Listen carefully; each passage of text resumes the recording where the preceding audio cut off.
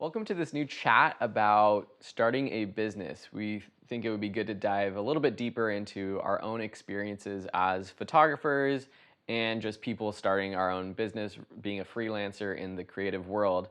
So, this first video, the question is, how did you get your first client? And do you remember what who your first client was? And yeah, because a lot of people are probably watching this wondering what their first client should be, how to get their first client. So, Sam, you go first. Okay. So my first client was my college's newspaper, actually. And it wasn't necessarily, a one-time thing, but I went in and I had all the photos I had taken from, the past, and I was in a photography class, as well. So I showed them my work, and they said, "Yeah, you can be one of our staff photographers. When we have events, we'll bring you out." And so yeah, that was sort of my first time having, someone asking me, "This event's happening. We want photos of these things. Go and make it happen." And so you were in the photo class. Did you reach out to them, or did they find you because you were in the photo class? I was in the photo class with one of the assistant editors of the newspaper. Nice. And she saw my work and liked it, and said I should join you. Nice. So I think that's one way to get your first client is to just be in the community of photographers and meet other photographers who might, need you to come on a job or something like that. Yeah, and also this was before social media. So this is before, I wasn't talking to her and she checked on my Instagram and was like, "Oh, you take good photos." This was all before that. So I think it is slightly different today. I think that meeting people and really it's putting yourself out there and showing people your work. That's what's important, is that people have to see your work and say that they like your photos. Can you take photos for me? Cool.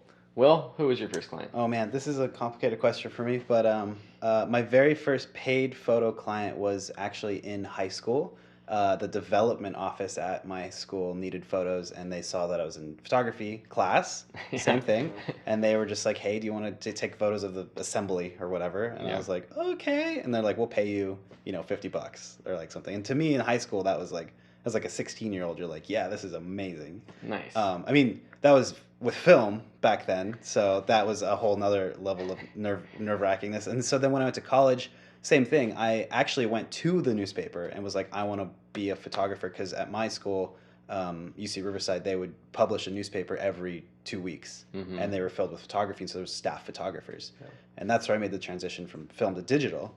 But then I guess so in college, my very first wedding was a friend of my uncle's, and they just didn't have the budget to pay for a full-blown wedding photographer. My uncle just pitched me to this guy, and I was like, "Okay, sure, like I'll shoot a wedding for a couple $100." Like that, that's how I just, you just went for it and took it, and I was so nervous.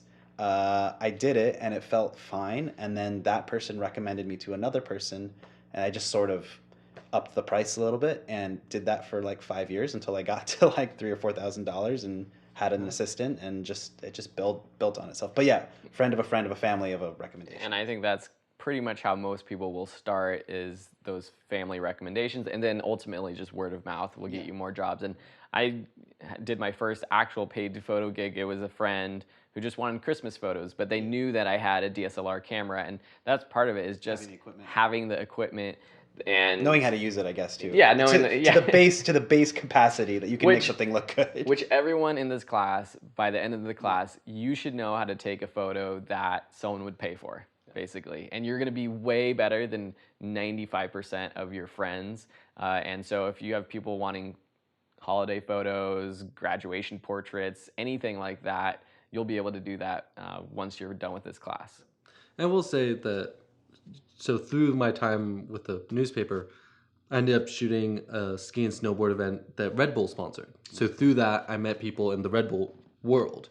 Another time I shot Peace Jam, and Desmond Tutu, the Archbishop, was there. And so I got a photo of him. And so also in my portfolio, I'm doing events that maybe I wasn't, snowboarding was awesome. That was my world. But then like Peace Jam, I was interested in, but didn't know anything of.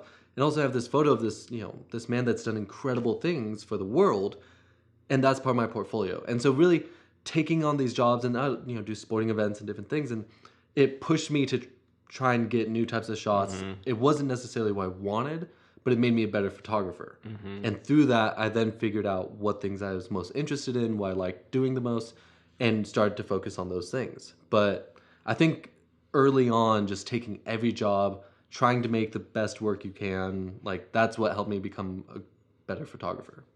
Awesome. Well, hopefully you enjoyed this video, and if you have any other questions about how to get your first client, let us know. And if you do have your first client, share your experience with the rest of the students in the class. I'm sure they would be inspired to know and hear your story too.